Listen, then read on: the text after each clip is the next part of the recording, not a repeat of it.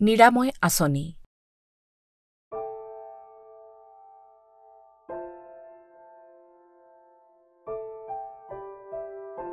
অক্ষমতা নিজৰ বাবেই প্ৰত্যাহ্বান নহয়, কিন্তু সামাজিক আৰু প্ৰতিষ্ঠানিক বাধাই ইয়াক এক প্ৰত্যাহ্বান কৰি তোলে।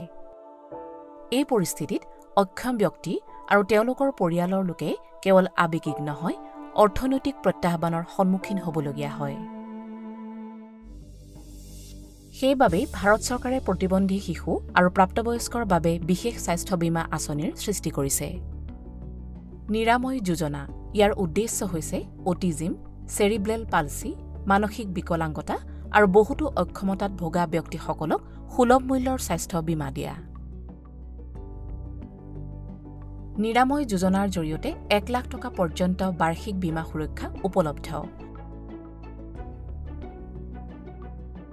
দৰিদ্ৰ সীমাৰেখাৰ তলৰ হিতাধিকাৰীয়ে বছৰি 250 টকাৰ মাচুল দিয়া বীমাৰ বাবে আৰু দৰিদ্ৰ সীমাৰেখাৰ ওপৰৰ লোকসকলক 500 টকা।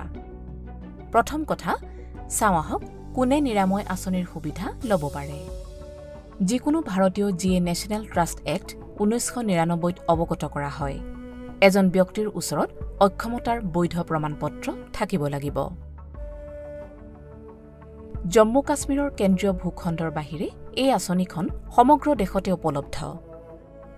নিৰাময় আঁচনিত বহুতো শ্ৰেণীৰ খৰচ অন্তৰ্ভুক্ত কৰা হৈছে, যেনে অসুস্থ হ'লে অপিডিত চিকিৎসা কৰা, ঔষধ, পেথলজি বা অন্যান্য পৰীক্ষাকে ধৰি অক্ষমতাৰ বাবে নিয়মীয়াকৈ পৰীক্ষা কৰা, দাঁতৰ চিকিৎসা, কোনো কাৰণত চিকিৎসালয়ত ভৰ্তি হোৱাৰ ব্যয়, জন্মগত বা বিদ্যমান অক্ষমতাৰ বাবে শুদ্ধ অস্ত্ৰোপচাৰ, অংগ শুদ্ধৰ কৰিবলৈ অস্ত্ৰোপচাৰ কৰা হয়, অক্ষমতাৰ ফলত হোৱা যিকোনো অসুস্থ প্ৰভাৱ হ্ৰাস কৰিবলৈ প্ৰয়োজনীয় প্ৰতিকাৰ। নিৰাময় আঁচনিত আয়ুৰ্বেদ বা হোমিঅপেথি আদি বিকল্প চিকিৎসাৰ খৰচো অন্তৰ্ভুক্ত কৰা হৈছে। লগতে চিকিৎসাৰ বাবে যাতায়াতৰ খৰচো অন্তৰ্ভুক্ত কৰা হৈছে। ইয়াৰ উপৰিও আঁচনিখনৰ সুবিধা ল'বলৈ কোনবোৰ নথিপত্ৰৰ প্ৰয়োজন সেয়া জনাটো প্ৰয়োজনীয়।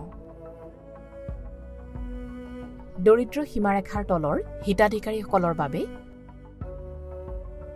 যোগ্য কৰ্তৃপক্ষৰ দ্বাৰা জাৰি কৰা অক্ষমতা প্ৰমাণপত্ৰ, BPL কাৰ্ড, ঠিকনাৰ প্ৰমাণ।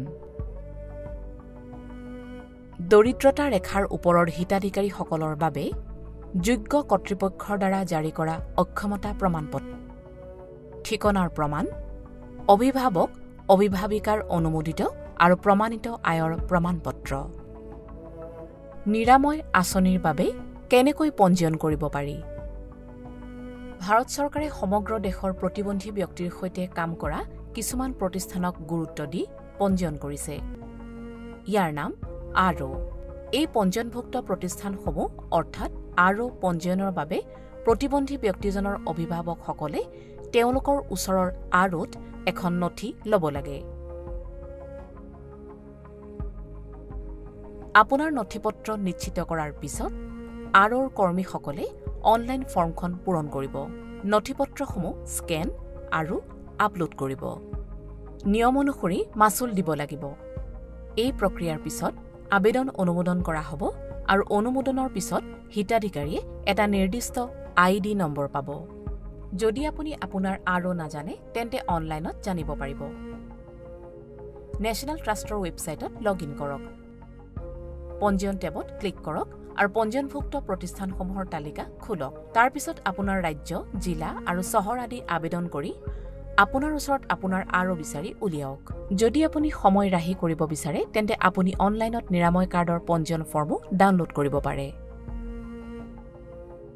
ৱেবছাইটটো খুলিব www.myscheme.gov.in।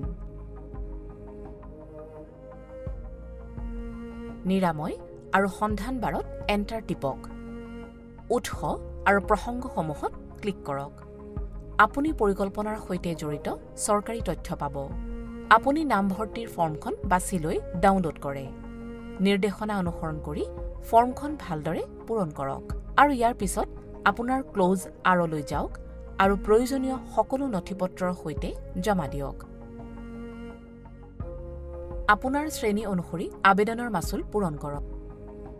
প্ৰক্ৰিয়াটো সম্পূৰ্ণ হোৱাৰ পিছত কাৰ্ডখন অনলাইনত ডাউনলোড কৰিব পাৰিব। কাৰ্ড বনোৱাৰ পিছত প্ৰয়োজন অনুসৰি হিতাধিকাৰীৰ স্বাস্থ্যসেৱাৰ খৰচ দাবী কৰিব পাৰিব। ইয়াৰ বাবে ৱেবছাইটৰ পৰা দাবী ফৰ্মখন ডাউনলোড কৰক। ইয়াক পূৰণ কৰি প্ৰয়োজনীয় বিলখন সংলগ্ন কৰক। আপুনি তৃতীয় পক্ষৰ প্ৰাধিকৰণত TPAত ফৰ্ম আৰু বিল দিব লাগিব। মনত ৰাখিব যে আপোনাৰ আবেদনখন চিকিৎসালয়ৰ পৰা ডিসচাৰ্জ বা চিকিৎসাৰ 30 দিনৰ ভিতৰত বৈধ হ'ব। দাবী প্ৰক্ৰিয়াত আপুনি এই সকলোবোৰ নথিপত্ৰ দিব লাগিব। নিৰাময় কাৰ্ড, অক্ষমতা প্ৰমাণপত্ৰৰ স্বয়ং প্ৰকাশিত কপি, ডাক্তৰৰ দ্বাৰা লিখা সকলো মূল প্ৰেছক্ৰিপশ্যন, সকলো বিল চিকিৎসালয়, চিকিৎসা, পৰীক্ষা, চিকিৎসকৰ মাচুল আৰু যাতায়াতৰ ব্যয়, সকলো চিকিৎসা প্ৰতিবেদন, হিতাধিকাৰীৰ বেংক একাউণ্টৰ তথ্য, একাউণ্টধাৰীৰ নাম, একাউণ্ট নম্বৰ, বেংকৰ নাম আৰু ঠিকনা IFSC কোড। মনত ৰাখিব যে খৰচৰ প্ৰতিটো শ্ৰেণীৰ সীমা আছে। ইয়াৰ বিষয়ে তথ্যৰ বাবে আপুনি ৱেবছাইটলৈ যায়। ৱেবছাইটটোৱে আকৌ এবাৰ ঠিকনা দিব www.thenationaltrust.gov.in। আৰু এটা গুৰুত্বপূৰ্ণ কথা মনত ৰাখিব, নিৰাময় আঁচনিৰ বৈধতা বাৰ্ষিক। ইয়াৰ অন্ত পৰিব প্ৰতিটো বিত্তীয় বৰ্ষৰ শেষত অৰ্থাৎ 31 মাৰ্চত। সেইবাবেই আঁচনি শেষ হোৱাৰ 3 মাহ আগতে নৱীকৰণ কৰে। নিৰাময় আঁচনি ৰাজ্য চৰকাৰৰ অধীনত আছে। গতিকে আপুনি আপোনাৰ ৰাজ্যৰ সকলো তথ্য লগত ৰখাটো গুৰুত্বপূৰ্ণ। দেশৰ নাগৰিক হ'বলৈ আপোনাৰ অধিকাৰ লাভ কৰক। আপোনাৰ পৰিয়ালৰ প্ৰতিবন্ধী সদস্যৰ স্বাস্থ্যসেৱাৰ উন্নতি কৰক।